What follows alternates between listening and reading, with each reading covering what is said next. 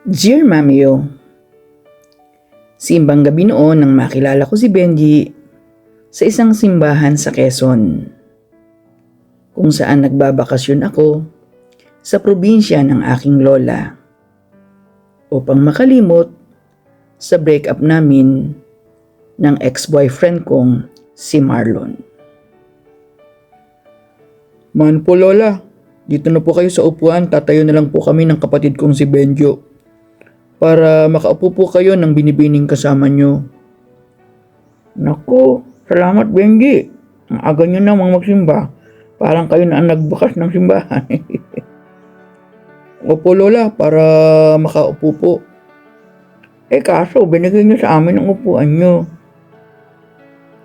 Ay, okay lang po yun. Kayo na po ang maupo. Para naman po kayong iba lola. Kayo pa po ba? Lola, sino po yung magandang binibining kasama nyo? Sa mga tingin ang ginawa ko sa makulit at madaldal na lalaki. Taliwas sa lalaking nagpaupo sa amin na magalang na nagmano kay lola. Magkahawig ang dalawa, marahil ay kambal. Ang pinagkaiba nga lamang ay may nunal sa tabi ng labi ang lalaking makulit. Apo ko si Irene na taga Manila. Dito magpapasko sa atin. Wow, talaga po lola? Di pwede pong maharana. Tol, ang kulit mo. Ayun na si father. Magsimula na ang misa. Maupo ka na. Doon, sa kabila, maghanap ka ng upuan. Oh, tol, dito na lang ako. Tatabi na lang ako sa magandang binibini, tatayo ako dito. Parehong nagmano ang dalawa sa lola ko nang sabihin ng pari na magbigayan ng kapayapaan sa isa't isa. Pagkatapos ng misa, Lola, dala ko po yung pick-up ko. Ihatid ko na lang po kayo. Ay, hindi ba kami makakaabala sa iyo? Hindi po, Lola. Ay siya, sige. Halika na po at doon ka sa unahan. Dito ako sa likod. Nakaalalay pa ang mga ginoong lalaki sa lola ko habang pinagbubuksan kami ng pintuan ng sasakyan. Abay, nasaan si Benjo? Naghatid po sa katipan niya doon sa duluhan. Ikaw naman, nasaan ang katipan mo? Wala na po. Iniwan na po ako. Masaya na po doon sa Switzerland. Naku, ay broken-hearted ka pala Naku lola, last year pa po yun. Okay na po ako. Ibig lang pong sabihin nun na hindi talaga kami para sa isa't isa. Ay, tama ka dyan, Totoy, no? Ibig sabihin lang may tamang tao para sa'yo. Di ba, Aileen? Opo, Lola. Nga pala, Benji. Samahan mo nga itong apo ko bukas. Para malibang naman. Sugatan ng puso niyan Lola, okay lang po ako. Sige po. Okay lang po ba kay Binibini, Lola? Ayaw naman. Kapag okay sa akin, ay okay sa apo ko. Di ba,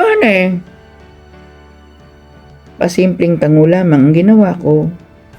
Tanda ng aking pagsang-ayon kay Lola.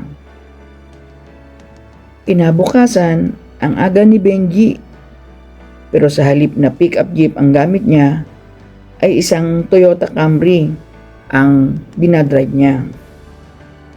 Abay, pagkagara-gara naman ng automahan Saan ba ipapasyal ang apo ko? Sa may hanging resto po. Yan, sa may floating resto doon sa dulo. Abay ka, pakagara naman. Ay siya, hala, sige, at kayo ay magtungo na para hindi kayo tanghaliin. May nahong-tango ang sinagot ko kay Benji, Mamio. At nagtungo na lamang ako sa kanyang kotse pagkatapos magpaalam kay Lola na mabilis naman niyang pinagbuksan ng pintuan. Habang nasa biyahe kami, ako ang bumasag ng katahimikan kasi pakiramdam ko mapapanis ang laway naming dalawa kung di ko sisimulan ang aming usapan. Maraming salamat sa iyo at pasensya ka na. Naabala ka pa namin tuloy. Wala nga naman. Magpapasko naman eh. Kailangan din natin ng pahinga. Pahinga ng isip at ng pagal na katawan. Iwan mo na lang ako kung saan pwedeng mamasyal. Magtataksi na lang ako mamaya. Pauwi. No? Bakit naman kita iiwan? Akong bodyguard mong maghapon.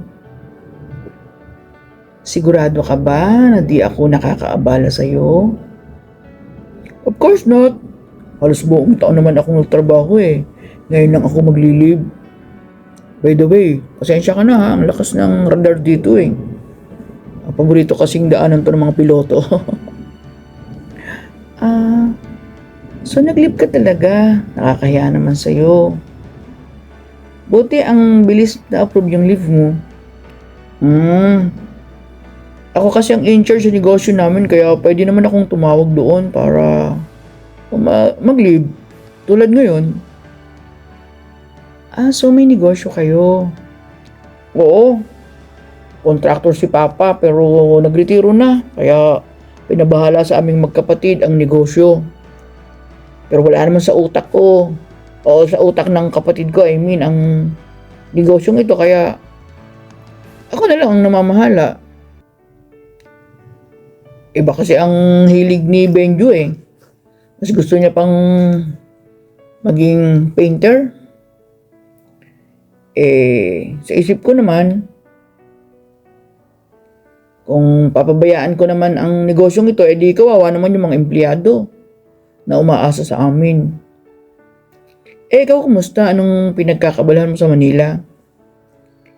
Isa akong chemist. Pero gusto nga ni Lola na mag-resign na ako. Dito na lang daw ako kasi gusto nila ni Uncle na i-develop yung lupang naiwan ni Lolo upang maging isang resort. Kailangan daw kasi ni Uncle ng tulong ko. Nabanggit sa akin yan ni Lola pero sabi nila ni Uncle mo, kailangan pa raw pag-usapan ng buong pamilya. Yun nga kahit parents ko, kinukonvince ako. Since dalawa lamang na magkapatid si Mama at si Uncle Ben. Walang ibang makakatulong sa kanila kundi ako. Kasi mga bata pa naman yung anak ni Uncle at nag-aaral pa din yung mga kapatid ko sa Maynila. So, decision mo ang hinihintay nila. Kailangan ko palang dumikit sa'yo para makuha ko ang project na to. Sira. Siyempre si Lola at si Mama pa rin at si Uncle ang magdi-decide. Just in case na gawin itong resort. Sorry pala. Sorry for what? Yung tinawag kitang sira. Never mind. At least kung ngiti ka na. Di tulad kahapon. Parang alayo ng iniisip mo. Naku, sorry ha. Pero halika na. Baba na tayo. Andito na tayo eh. Pasyal muna tayo. Then kapag nagutom ka na, please let me know. Nagsimula nga kaming namasyal ni Benji. Napakamagi noon niya. Laging nakaalalay sa akin. Matyagang naghihintay kapag nagpipicture ako sa magagandang views. Taliwas kay Marlon na laging nagmamadali kapag kami ay namamasyal. Nanliligaw pa lang si Marlon noon, pansin ko na ang kanyang pagiging mainipin. Laging nagmamadali. Niisip ko noon na dala marahil ng kanyang ambisyon na ma-promote sa company namin na pinagtatrabahuhan kaya gusto niya lahat ng bagay ay organize at pati oras laging eksakto. Nang minsan nga akong malate sa plano naming pagkain sa isang resto bar, biglang umunit ang kanyang ulo. Yun pala, nakaw na sandali lang iyon dahil may asawa na ang hunghang. Salbahe iyon, nagmamadali kunwari sa pagpaplano ng aming kasal. Yun pala, gusto lang akong maisahan. Buti na lang nakinig ako kay Mama na maging mapanuri at wag basta magtiwala. Kasi kung nagkataon, hindi lang ako broken hearted ngayon. Broken hymen pa. Penny for your thoughts. Ang lungkot mo na naman eh. Gusto mo ba pag-usapan natin? Kung magtitiwala ka. sa isang bagong kakilala at probinsyanong katulad ko. Ewan ko, Mamiyo. Mabilis akong nagtiwala kay Benji. Marahil dahil kakilala siya ng lola ko o sa karismang taglay niya. Ang mata kasi ni Benji laging nangungusap kung saan mababanaag mo ang kanyang katapatan. Nagsimula akong ikwento sa kanya ang simula ng masalimuot na kwento ng aming relasyon ni Marlon. Kung paano naging kami at paano ako naiskandalo ng asawa niya. Naputol nga lang ang aking pagsasalaysay nang abutan niya ako ng panyo. Umiiyak na naman pala ako. At di ko namalayan na hinahaplos na pala ni Benji ang aking ulo. Sorry kung natouch ko ang ulo mo ha. Hindi kasi ako sanay makakita ng umiiyak na babae. Kasi kahit ang mother ko, di ko nakitang umiyak. Kaya di ko alam kung paano kita aaluin kanina. Okay lang. Sorry din kung nagdrama ako ha. That's okay. You have to release your emotions kasi kapag di mo nagawa yan, cause ng anxiety na pwedeng mauwi sa depression. By the way, kumusta na yung gagong lalaking yun na pagkatapos kang, anong ginawa niya pagkatapos kang maiskandalo ng asawa niya? Sorry to us ha. Ayun, nagpapatransfer na daw sabi ng taga-HR na kaibigan ko. Ang kapal nga ng mukha eh. Siya pa yung nagpapatransfer, parang ang dating ay ako pang naghahabol sa kanya. Teka, anong tawag mo sa kanya? Marunong ka palang magmura. Sorry ha, pero wala namang tamang description sa ganung tao eh. Bastos, walang modo. Sorry ha. Kasi kung mabuting tao yun, bakit kanya niligawan? May asawa na pala siya. Gusto ba hanapin namin ng mga kabarad ko? Bugbugin lang namin, latayan lang ba? Naku, wag naman. Gusto mo bang madungisan pa ang kamay nyo sa isang walang kwentang tao? Gusto ko lang na maramdaman niya na hindi dapat siya nananarantado ng tao. Lalo na ng isang babaeng tulad mo. Touch naman ako. Feeling ko may kuya ako na handa akong ipagtanggol. Ouch! Kuya? Mukha ba akong kuya? No naman, mukha kang ang kagalang-galang na CEO ng isang rising company. Wow! Kanina kuya, ngayon CEO. Alin ba ang totoo doon? Ay nako, nagugutom na ako. Pwede na bang kumain? Maginoo akong inalalayan ni Benji patungo sa floating resto. Ang daming nakahandang pagkain doon. Pakiramdam ko, fiesta sa table namin, Mamiyo. May gusto ka ba bang orderin? Naku, ang dami-dami na nito. Baka di ba tapos ang Pasko, balian na ako niyan. Kahit naman madagdagan ang timbang mo, maganda ka pa rin eh. Lalo na kapag humingiti ka, lumalabas ang malalimong dimples. Alam kong namula ako ng mga sandaling iyon. Kaya si Benji ay bahagyang nanahimik. Aileen, gusto mo ng buko? Pero dapat may laman ang tiyan mo bago ka kumain ito. Opo, heto na, kakain na. Sige, kain na tayo. Pinagbalat ako ni Benji ng hipon. Maging ng crab. Pinagbukas ako niya nito. Ang sarap palang kumain ng nakakamay, Mamiyo. Lalo na at sariwa ang mga seafoods, gulay at prutas.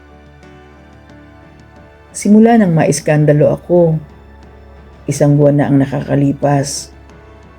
Ngayon lang ako ginanahan sa pagkain. Sorry ha. Teka muna, ang daya mo bakit Di ka kumakain. Kumakain naman pero ang gana mo kasing kumain nakakatuwa. Nakakainis ka. Tuwang-tuwa ka sa pagkain ko. Bakit? Mukha ba akong PG? Anong PG? Patay gutom, haler. Ano? Natutuwa lang ako kapag masaya ka. Ayaw ko kasing nakikita na umiiyak ka. Hep, hep, hep. Tapos na yun. Last iyak ko na yan kanina. Kalimutan na natin yun.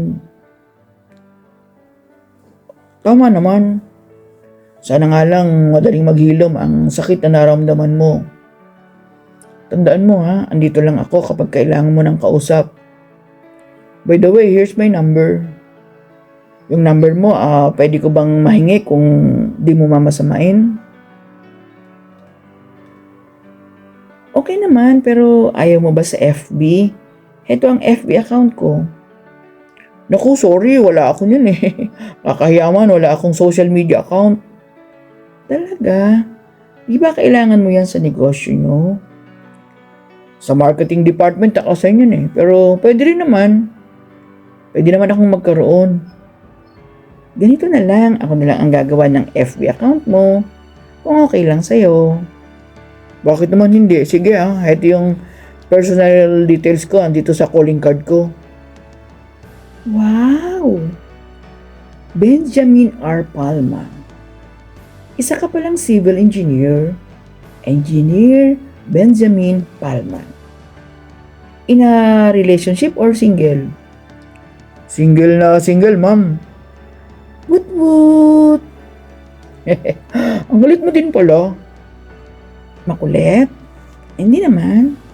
Natutuwa lang ako, pinagtiwala mo sa akin, nagawan ka ng FB account mo. Oo naman. Mukha ka namang trusted na tao Ikaw din. Nang matapos na ang FB account ni Benji, ako naman ang nagtanong. Narinig ko kay Lola nung nasa simbahan tayo.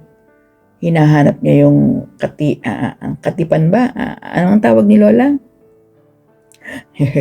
Katipan. Ibig sabihin kasintahan. Wala na yun, saka boring pag-usapan ng love life ko Bakit naman boring? Ang daya mo, ako nga nagkwento sa iyo Mas gusto kasi ni Julia na manirahan sa abroad kasi mas masarap daw mamuhay doon. High standard kasi si Julia May mga bagay kaming di napapagkasunduan. Kasi ako, simple lang naman ang gusto ko sa buhay. Saka, di ko talaga pwedeng iwan ang pamilya ko. Lalo na tumatanda ng parents ko. Saka itong negosyo ng pamilya. Legacy ito ng lolo ko na pinamana sa father ko. Since mga babae ang kapatid ni Papa, sa kanya talaga nakatoka na i-manage ito.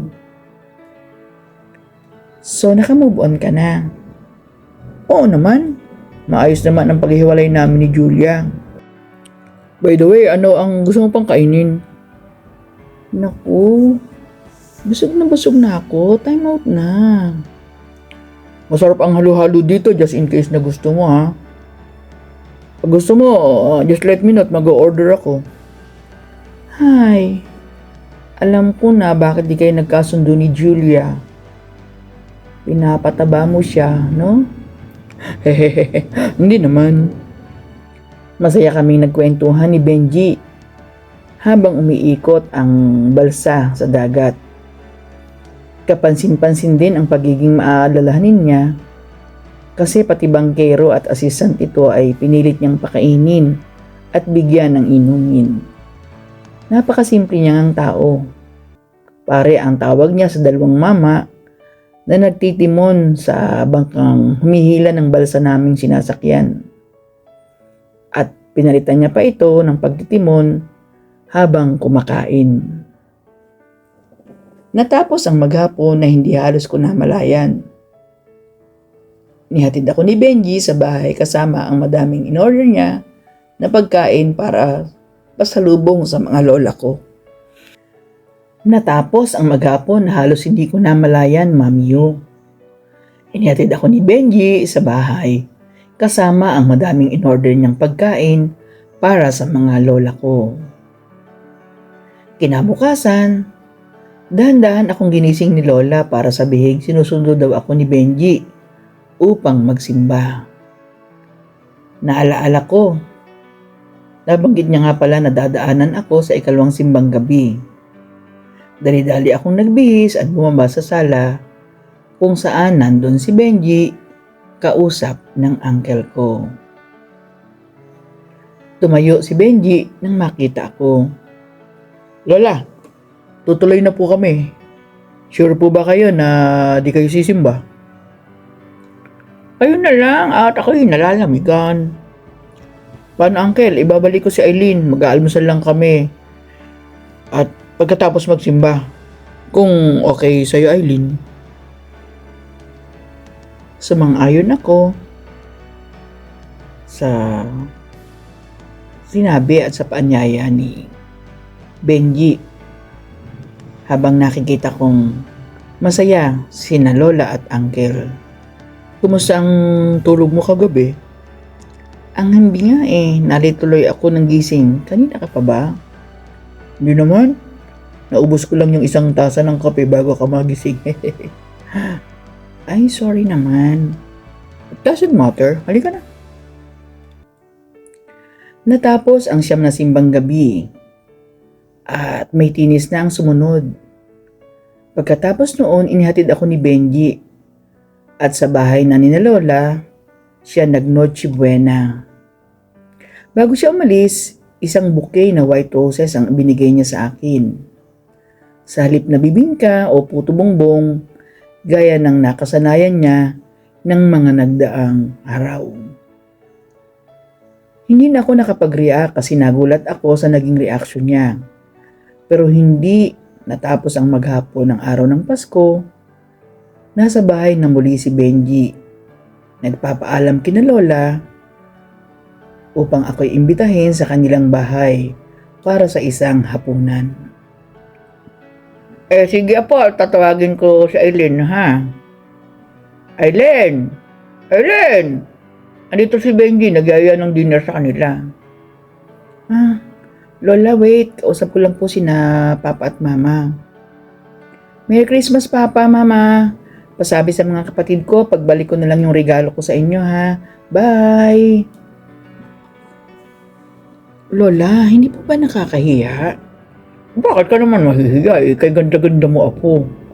At tayo naman, kahit hindi nakakariwasa, hindi rin naman tayo naghihirap. Alam naman ng lahat na taga rito kung ilang ektarya ang lupang pinamana sa atin ng lolo mo. Saka po, mabait ang pamilya ni Benji. Katunayan, inaanak ng lolo mo. Namin ng lolo mo sila sa kasal. Sige na, mag-ayos ka na at naghihintay na ang manunuyo mo sa labas. Lola, bakit naman manunuyo agad? Naku naman, itong tanda kong ito. Ay, bibigyan ka ba ng bukay na bulaklak kung di manunuyo? Saka napakabait ng batang iyan, magalang, maginoo, makatao. Siguro, alam mo, sa totoo lang, gusto ko talaga siya para sa'yo. Kalimutan mo yung damuho mong ex-boyfriend, barumbado yun. Tahimik na lang ako nagbihis at sa totoo lang, ilang araw at gabi ko nang di naiisip ang damuhong binanggit ni Lola. Isang simpleng bestida na kulay dusty pink ang isinuot ko, bagay sa okasyon na ipinagdiriwang ng araw na yon. Samantalang si Benji ay naka long sleeves ng kulay ocean blue. Formal siya, mamiyo, ng hapong yon. Kaya ewan ko, mamiyo, parang hindi ko maipaliwanag ang aking naramdaman nang makita ko siya. Sa isang magarang tahanan na hindi kalayuan sa bahay ni na Lola, huminto ang aming sinasakyan. Maaliwalas ang bahay. Sa gate pa lang, kita mo na ang magagandang iba't ibang uri ng halaman. Mag-asawa na nakaupo sa upuhang kahoy sa biranda ang sumalubong sa amin. Pa, ma, sa Eileen po. Eileen parents ko. Nagbeso ako sa mama ni Benji, samantalang inabot naman sa akin ng kanyang papa ang kanyang kamay upang magmano ako. Kinagagalak ka naming makilala, Eileen. You're so lovely, young lady. Halika, sa komedor na tayo. Feel at home, ha? Thank you so much po. Masaganang hapunan ang nakahanda sa komedor. Andun din si Benjo at ang kanyang kasintahang si Claire at iba pang kamag-anakan ng kanilang pamilya. Nakaramdaman ako ng pagkaalangan ay isinaisang tabi ko na lamang dahil napakagiliw naman silang lahat sa akin, lalo na ang mama ni Benji, si Claire, ganon din si Benjo. Pumailan lang ang musika habang kami ay nasa hapagkainan, kasabay ang kumustahan at malulutong na halakhak ng bawat isa. Pagkatapos ng hapunan ay nagpalitan sila ng regalo. Naku, sorry po tita, wala man lang akong gift. Biglaan po kasi di ako nakapag-prepare. No problem, Arlene. Kami ang host kaya wala kang dapat alalahanin. Sabay abot sa akin ng isang box. Thank you so much po. Kayo pa po ang nagregalo sa akin. Very much welcome. Punong-puno ng kasiyahan ng gabing iyon, Mami Yo. Bawat isa ay nakatanggap ng regalo at ng cash sa papa ni Benji bilang premyo sa raffle draw. Nang ako na ang matawag, 5,000 cash para sa akin. Pero tinry kong tanggihan. Naku iha, magtatampo ako sa'yo kapag di mo ito tinanggap. Ang laki po kasi. Mas malaki pa itong tatawagin ko, 10,000 to, kaya tanggapin mo na lang yan. Sumenya si Benji na tanggapin ko, kaya tinanggap ko na rin, Mami Yo, ang cash na 5,000. Sigawan ng lahat ng ang huling pangalan na nabunot ng papa ni Benji ay pangalan niya. Kaya't hinahati-hati niya ito sa lahat ng di pa nakatatanggap ng cash ng gabing iyon. Matapos ang masayang party, nagpaalam akong may ngiti sa labi sa pamilya ni Benji. Pero ang sayang yun ay sandali lamang, Mami Yo. Napalitan ito ng ibang pakiramdam dahil pabalik na ako sa Manila sa susunod na araw. Hindi pumayag si Benji na hindi ako may hatid sa Manila. Kaya't nakilala rin niya ang aking mga magulang.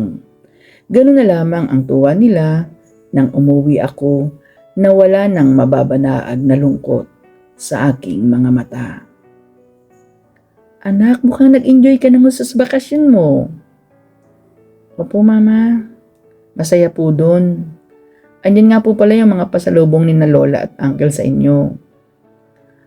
Ay anak, handa ka na bang bumalik sa trabaho? Opo, Ma. Wala naman akong dapat ikahiya. Kasi biktima lang naman ako ng isang manlulokong lalaki. Ay, salamat. Tama yan, anak. Maiba ako. May naliligaw na ba sa iyo yung gwapong lalaking yan? Naku, Mama. Magkaibigan lang po kami ni Benji. Pwede namang ang kaibigan ay maging kaibigan sa bandang uli, ano? Si Mama talaga. Benji, dito ka na magpalipas ng gabi. Gagabahin kang pagbalik ng Quezon yan. Thank you, sir. Pero may imimit pa po akong kaibigan sa The Fort. Saka may isang condo unit po kami doon. Kaya pag pumupunta po kami ng Manila, doon po kami tumutuloy. Ganun ba? O sige, salamat sa paghatid sa dalaga ko. Pero tandaan mo, bukas ang bahay namin anytime sa'yo. Thank you so much po, sir. Ma'am, Eileen, bye for now. Si Papa ang naghatid palabas ng aming subdivision kay Benji. Parang may kumurot sa puso ko sa pag-alis niya, Mami Yo, na di ko naramdaman sa pagkawala ni Marlon. Sa bagay, iskandalo kasi ang ending ng relasyon namin. Kinabukasan, maaga akong naghanda sa pagpasok. Coding kasi ang sasakyan ko at nasa talyer naman ang kay Papa. Kaya plano kong mag-taxi na lamang o mag-grab. Pero paglabas ko sa sala ay nandun si Benji. Muntik pa akong ma-out of balance, Mami, yun nang makita ko siya. Para ka namang nakakita ng multo. Pogi ko ng multo. Bakit andito ka? Aray, pinagtabuyan na ako.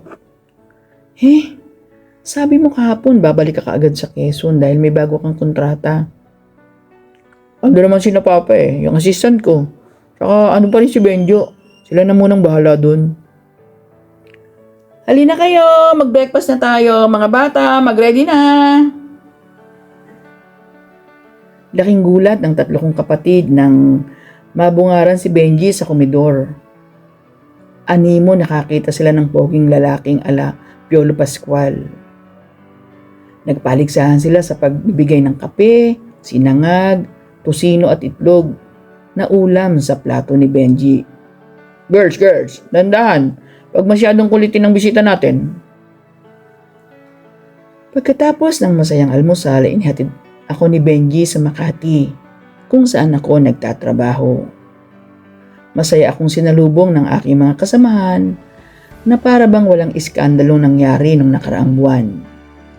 Si Benji naman, pinakausapan kong huwag na munang bumaba sa sasakyan upang di kami papag-usapan ng aking mga katrabaho.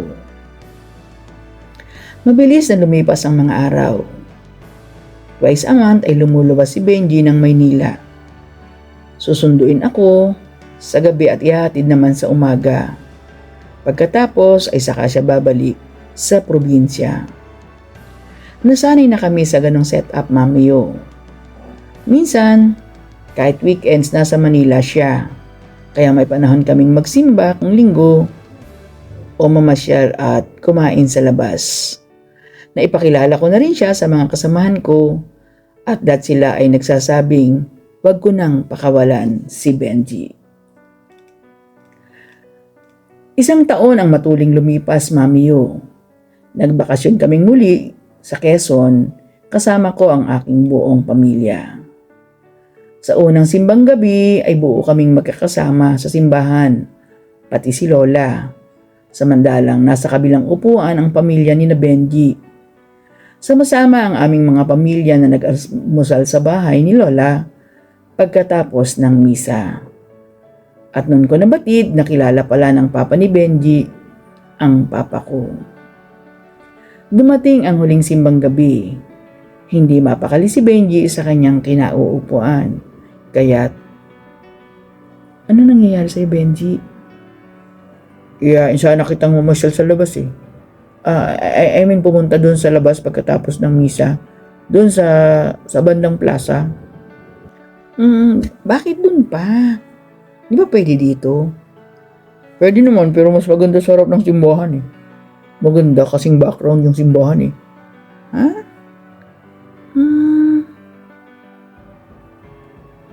Seryosong tumingin sa akin si Benji.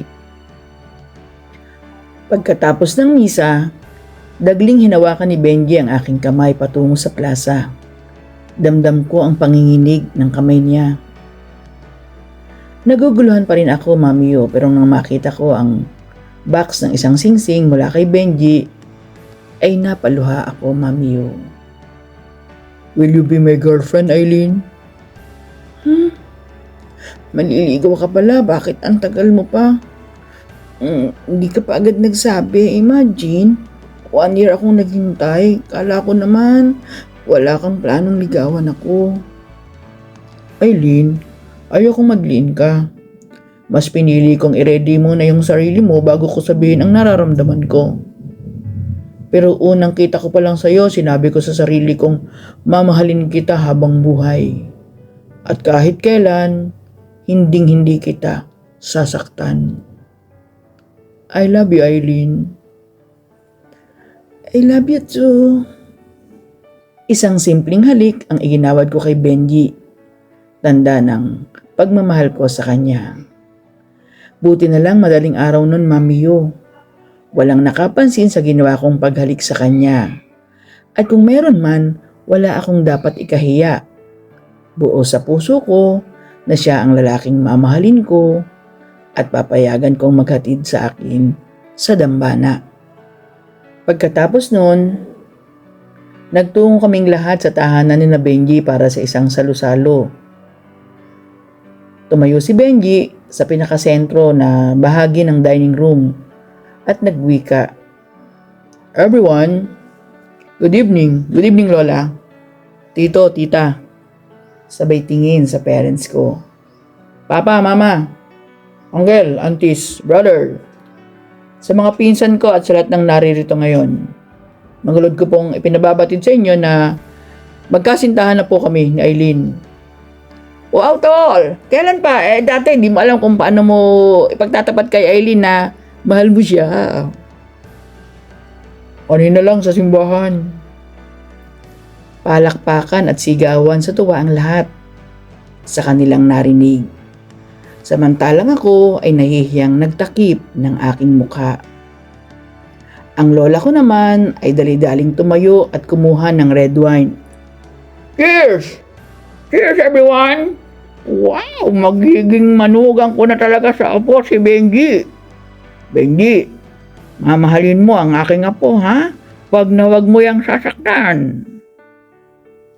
At salamat sa patron, dininig ang aking panalangin na ang aking apo ay makatagpo ng isang wagas at dakilang pag-ibig. Mahal kita, apo. Salamat talaga sa Panginoon. Tinupad niya ang aking hiling. Salamat talaga sa Panginoon. Tinupad niya ang hiling ko noong nakaraang taon na simbang gabi na mawala ang sakit ng panloloko ni Marlon. Na makayanan ko ang epekto ng iskandalong pinagdaanan ko. At higit sa lahat, makatagpo ng isang matinong lalaki na ipapalit ko kay Marlon. May bonus pa, Mamiyo. Hindi lamang matino si Benji. Isa siyang maginoo at simpatiko. Halos nasa kanya ng lahat ang katangian ng isang husband material. Sa ngayon ay naririto pa rin ako sa trabaho ko sa Makati. Ganon pa rin ang setup namin. Pumupunta siya dito once or twice a month. Napag-usapan na rin namin ang kasal pero wala pang date na naitakda, Mamiyo. At nagkasundo na rin kami na kapag kasal na ay magre-resign ako sa trabaho at magiging full-time housewife. Wala akong tutol sa kahilingan ni Benji kasi yun din naman ang plano ko. Ang maging isang plain housewife. Sinabi ko sa sarili ko na paglilingkuran ko at aalagaan ang aking future husband. Kung saan ipadadama ko sa kanya ang aking lubos na pagmamahal. Mamiyo, hanggang dito na lamang ang aking kwento at nawa ay maging inspirasyon ito sa iyong mga manunood at tagapakinig. Truly yours, Eileen. Eileen, salamat sa pagbabahagi mo ng iyong kwento. Tunay ngang ang wagas na pag-ibig ay darating sa takbang panahon. Magtiwala ka lamang sa dakilang Ama. Sa iyong karanasan na dumanas ng pagsubok at iskandalo, nakayanan mo ito dahil patuloy kang lumapit sa ating Panginoon na sana ay matutunan ng lahat. Ang anumang pagsubok, lungkot at hirap na naranasan ay ipagtiwala lamang sa ating dakilang Ama sa langit, sapagkat sa bawat hakbang natin ay kasama natin siya. Totoong ang pag-ibig ay nararapat may kasamang paggalang, pagtitiwala at pag-unawa. So we have come to know and to believe the love that God has for us. God is love, and whoever abides in love abides in God, and God abides in Him. Mga tagapakinig, mga taga-subaybay, maaari po bang i-share ang ating YouTube channel? mag-comment po kayo rito. At kung kayo po ay may mga kwento ng buhay at kwento ng pag-ibig, ay maaari nyo pong ipadala dito sa Ito ang Kwento ng Buhay Ko. Bye-bye!